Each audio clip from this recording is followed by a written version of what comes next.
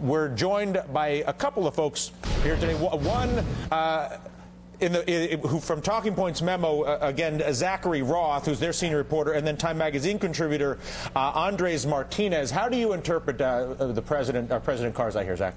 Well, the main way to interpret it seems to be that much of this is for domestic consumption. I think Karzai understands, people say, that he's a pretty weak leader of a pretty weak government, and he needs to appeal in some way to much of the Afghan population where parts of the Taliban and parts of that more extremist rhetoric are popular. And so, as you said, you can see him using those kind of words, invaders, creating a resistance force that seems a pretty direct way to appeal to those people. And that seems to be how the White House took it from their comments. Andres, do you view it in that same fashion? Is this just another politician playing politics effectively? And do we have any reason to concern Karzai drifting towards an Iranian alliance, considering the drift of Iraq away from Iran in their most recent election?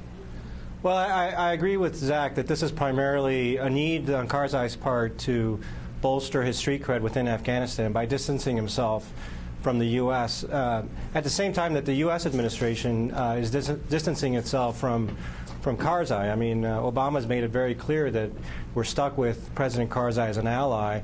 But this isn't the old days where, you had an American president that pretended that every ally out there was the next Thomas Jefferson.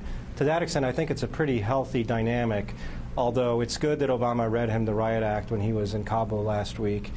And look, at the end of the day, Karzai is a pretty crafty but weak populist politician, and he needs to bolster his own street cred.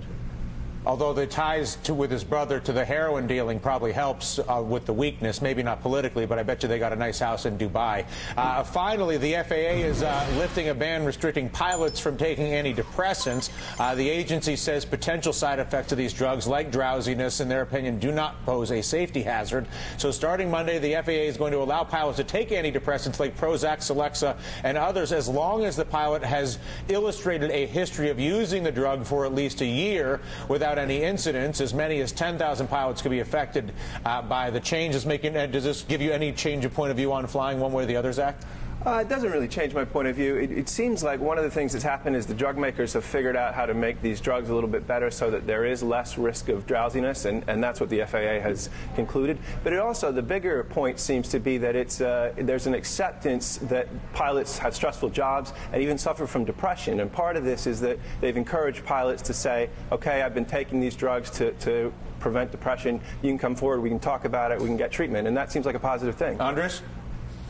I agree. It feels like a real cultural milestone. On the other hand, I'm glad that there's this rule that you have to have been treated for over a year, or for at least a year, because these drugs have gotten a lot better. But Zoloft, Prozac, there can be pretty dire side effects that aren't always known, and it's not just drowsiness. Yeah. It can make people suicidal. It can, but by and large, this is a reflection that there shouldn't be this stigma attached, and that for plenty of people who are already taking these drugs, including pilots, there ought to be more transparency. So I think it's a good step. I agree with you guys. Listen, thanks for the visit on a Good Friday. Nice to see you.